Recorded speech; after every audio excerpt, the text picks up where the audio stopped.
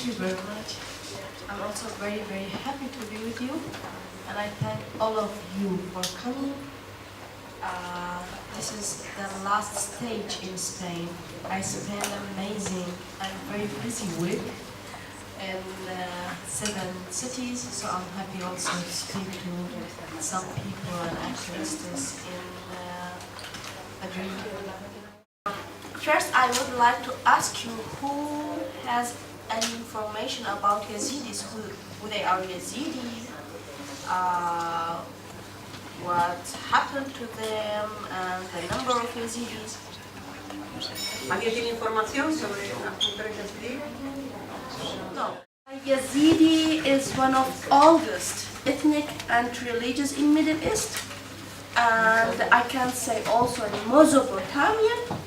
And we call ourselves the nation of the white because we think that our religion is more than philosophy of peace, more than rules of religion and others.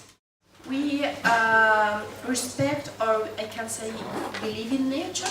For that, Yazidi is saying they are the first community or religion in Middle East that they know that there is a creator for this world. He is God. For that we say we are the first people in Mesopotamia. We know that there is God. The history of Yazidis is more than 6,000 years. And the number of Yazidis at 18th century was 3 million. And now we are about 1 million. We became 1 million because we have 74 genocides in our history, and the last one was 3rd of August 2014. On 3rd of August, I can first speak about summer 2014, what happened in Mosul, Tel Afar, then Sinjar. Maybe I can speak for 2 minutes. Sure. ISIS controlled Mosul and Tel Afar and gave the 3 options to Christians. First, convert to Islam. Second, pay al-jizya. Third, leave the area.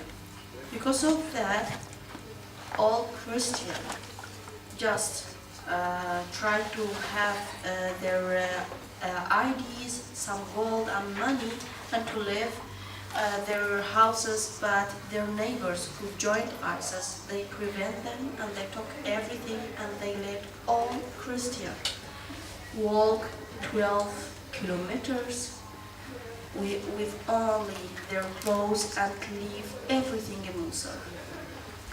And the same happened also with Shabak. Shabak is very nice and peaceful minority in Mosul. ISIS killed 300 of them, and now 90% of Shabak are displaced in Iraq. And to give the 3 options to Christian, Yazidis start to feel that they are really in danger. If they give the 3 options to Christian, they will give us no option. All Yazidi in Sinjar area try to leave Sinjar and go to Kurdistan region, but Kurdish government closed all borders around Sinjar, and all people was they were not allowed to come to Kurdistan region, and they was telling all of them, you have to come back and stay in your cities. We are here to protect you. And on 3rd of August 2014, most of Yazidis were still in bed. It was very early in the morning. ISIS attacked on Yazidis in Sinjar. After more than 10,000 Kurdish military force, Peshmerga, leave the area and left my people facing the death again, alone. They didn't inform people that they will withdraw, and and most of Yazidis were still in bed, as I told you. So because of that, more than 5,000 Yazidis killed, including children and women, and ISIS put some of them alive in graves. For example, we discovered until today 34 massive graves. We found clothes of children and women there. Also, on 15th of August 2014, ISIS killed 712 men in Kocho village. And they kidnapped all women and children, and the number of them, I think, more than 2,500. In 2 weeks, at August, dozens of children, old women, and also people who they were sick passed away on the mountain without food and water. Do you know the number of ISIS on 3rd of August was only 200 and 300s? After that they became more than 1,000. It was our neighbors from Arab Sunni, Kurdish Sunni, Turkmen Sunni joined them. And they start to killing Yazidis men and slaving Yazidi children and women. I received the first document was voice of one of women who fighting with ISIS. She was very happy and she was saying in this voice record, yesterday 30 Yazidi girls got married with jihadis. That was by, I think, middle or end of August 2014. And she mentioned that some of them are bleeding now, but they will be okay. That means they are not got married, they will rape them. And ISIS from in the beginning they was using the word of marry, not rape. And also I got the second document was list of 40 names of ISIS fighters who they start to selling and buying Yazidis girls. Do you know that most of them, they were our neighbors? Our neighbors who went together to school, work in the same place, share the vacations. After ISIS, I will return to the project of sex slaveries. After ISIS collect or kidnap, they separate them and divided them like groups. Men alone, women with children, old women, boys, and also virgin girls. And in the beginning, ISIS said that we will marry with virgin girls. So some of girls said, we are married and we have children. So ISIS brought women doctors and they make virginity tests for all of them. Some of them was trying to kill themselves by scarf, and they was crying and screaming all the time. ISIS was giving them and pushed them to take unknown pills. And also ISIS make abortion for pregnant women who they are in first until 4th month by raping them, tie them with windows or bed and beating them with wires, with belt, with cables. Because of that, some of pregnant women also die. ISIS kept men from August 2014 until March 2015. They used them like slaves. Then they collect all of them and kill them in Telafar area. It's also separated boys who they are over 6-7 years until 16 years. And they put all of them in training camp. They teach them a Sharia 5 hours every day. and they was collect all of them until today, collecting all of them in big hall and showing them videos how to cut bodies, how to fight in battles. More than 2.5 years they are in training camps. Little children, some of them, ISIS really changed them and make brainwash. Yeah. For that we have information, more than 200 children now they are fighting with ISIS. Some of them now they are ready. They finish also the last level of a training how to drive cars. They are ready now to bomb themselves. I don't know if you heard about Nadia Murad. Nadia Murad is one of Yazidi girls who kidnapped by ISIS from Kocho village. ISIS killed 6 of her brothers and they put her mother alive in a grave, and her mother was one of 83 old women killed in 1 hour. I want to share some stories with you.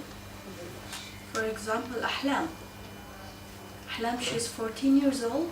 She's the only survivor from her family. Her father, 2 brothers killed in front of her eyes.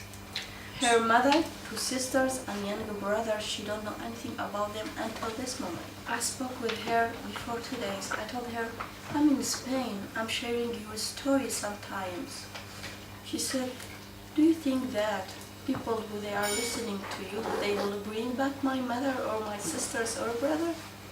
This world is only listening. They didn't take any actions.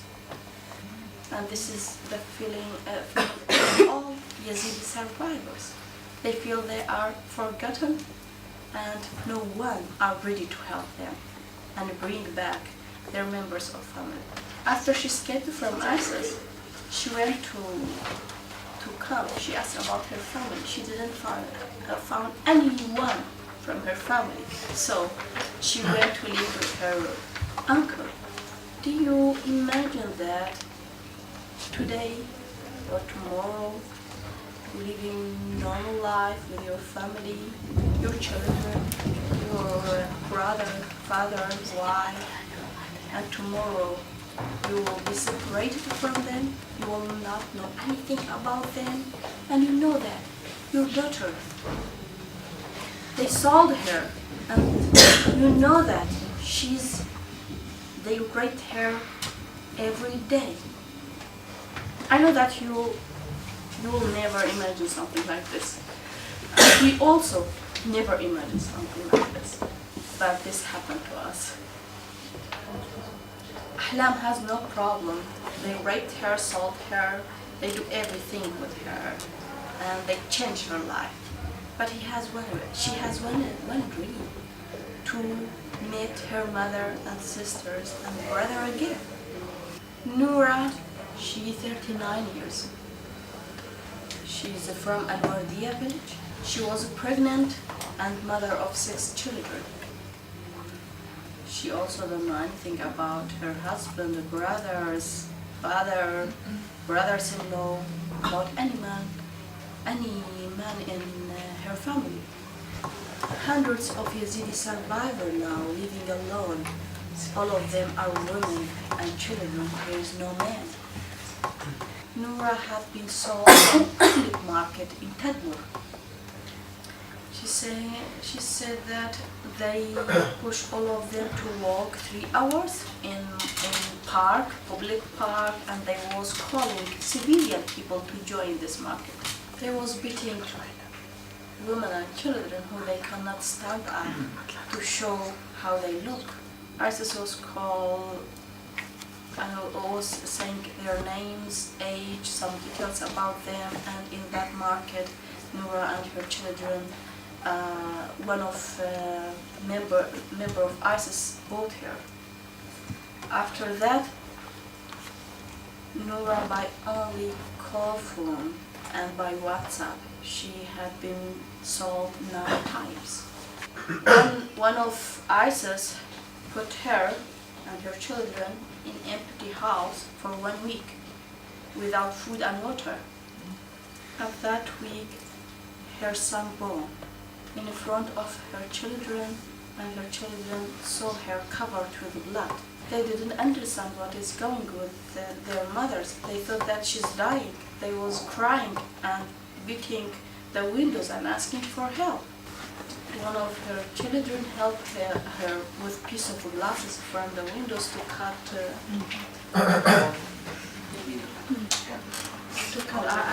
I forget what's the name. Yes. So only 4 days, this man came and raped her. She said that when he was raping me, I was hearing the voice of my children from another room. They was crying and beating knocking the door. After that, her children came to her and she was crying. One of her children was crying also and said, "Mom, don't cry, you are alive." Her children didn't understand what is going with their mother. They separate her son. He's 8 years old. They put him in training camps and they teach them everything about killing, hitting, and one of time he visit her. By the way, they was giving boys only 1 hour to visit their mothers every 2 months. She said that I found blood on his clothes. I asked him, why? What happened with you? He started to cry and he told me, "Mom, please tell them, don't take me again. They will force me to take part with them and cutting bodies. And I'm very scared." But Noura couldn't do anything for her son. As all mothers, who they was in front of their eyes, taking their children and teach them to kill people. Now they are living in Sharia camp, and I know in this winter, I'm all the time saying, they live in normal tent in this winter, and this winter is very cold in Iraq.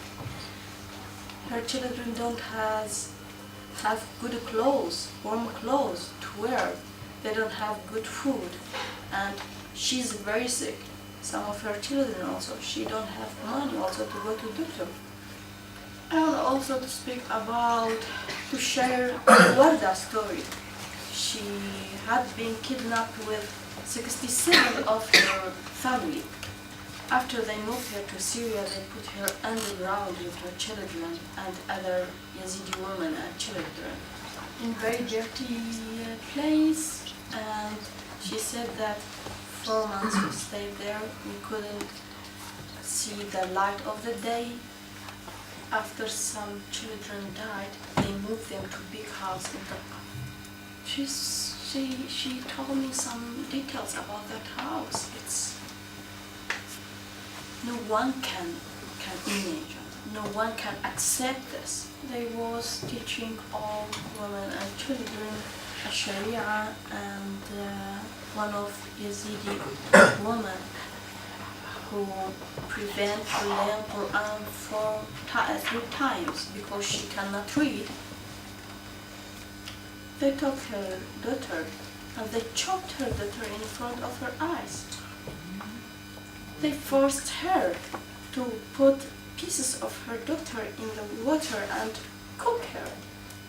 But I said all of us start to cry, to beat ourselves, to say, "Please kill us, it's enough." But they didn't kill them because they used them as sex slaves. At the same house, underground, they was killing people.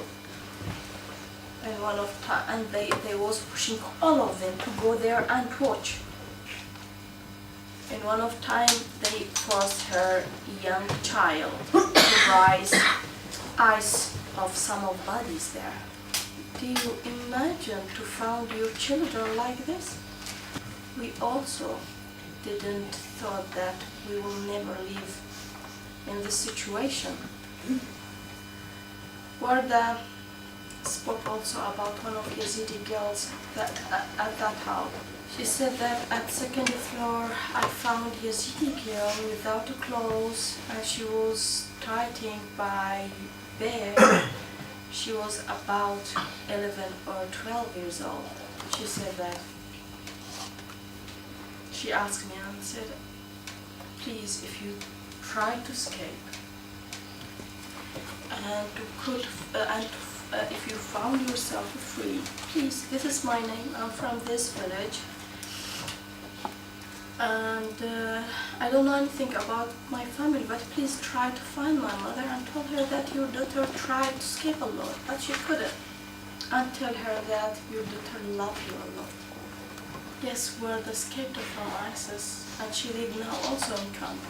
She asked about this family and about the mother of this girl, but she couldn't find them because part of this family killed, part are still in captivity. I don't know if you heard about the situation of camps. Our survivors of ISIS who escaped from ISIS, their number is more than 2,700. They live in camp without any type of support from Kurdish government or Iraqi government. All of them suffering from trauma, all of them has physical problems, and they have no money to go to doctors. You know how much was the price of Yazidi girls in the beginning? Few dollars. When they start to selling Yazidis, the price of Yazidi girls was $5 to $100. It depends on how much she's beautiful. When they escape from ISIS, when they manage to escape from ISIS, they go directly to their families, and their families are displaced in living in camps. The good things, yes, we are part of Middle East. Maybe we are part of Middle East culture also, but the good things, all of them escaped from ISIS. They got big support from the Yazidi community and their families. In Middle East, when a woman and a girl is in love with someone, her family has a right to kill her. And who has sex relation or have been raped, she has to be killed. Because Yazidis welcome their girls and support them. Some of other communities around us, looking to us like community, don't know what is honor. And they think that honor is in the body of women. They don't know that honor is how to protect women and to fight against terrorism and not leave them alone. Yazidis now 360,000 Yazidis live in 15 camps in Kurdistan region. They have no right to make demonstration to ask for better condition.